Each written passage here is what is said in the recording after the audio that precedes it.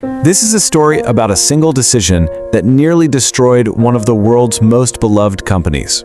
A decision that made millions of customers revolt, sent its stock into a free fall, and had pretty much everyone declaring it finished. And yet, that exact same decision is the very reason Netflix is still here today.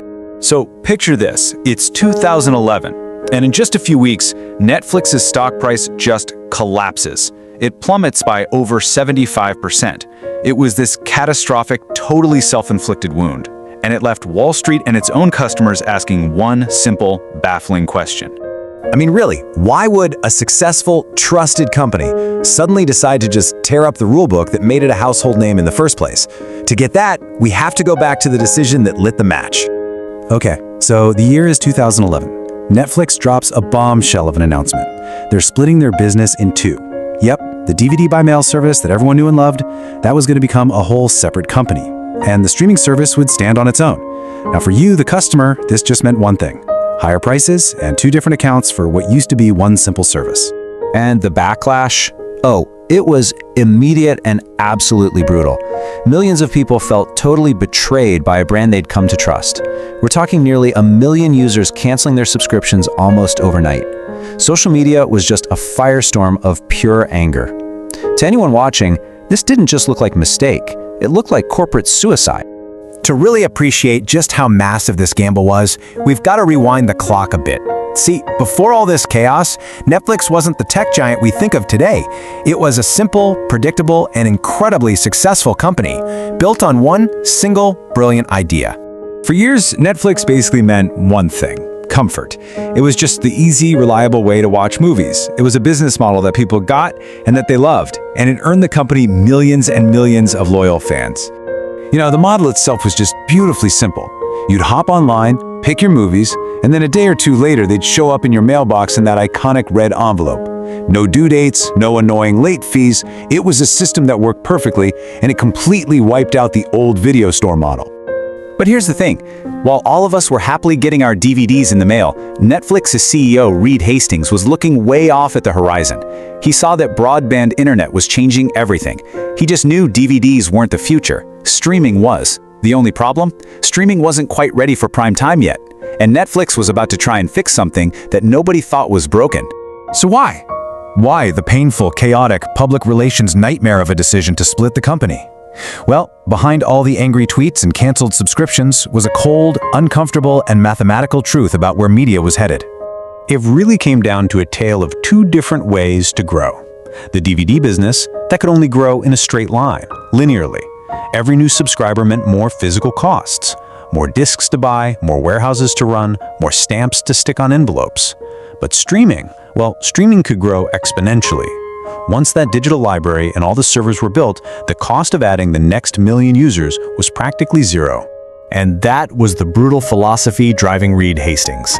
He understood a fundamental rule of technology: waiting for perfection is basically a death sentence. By the time a new idea is proven and feels safe, some competitor has already swooped in and captured the market. You have to make your move while it's still a risk.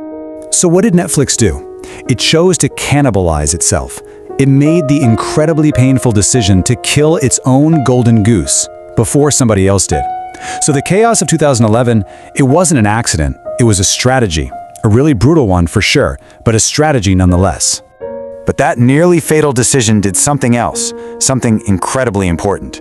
It forced the entire company to commit. There was no safety net. Streaming was no longer some little side project or an experiment. It was now the only future. There was absolutely no going back.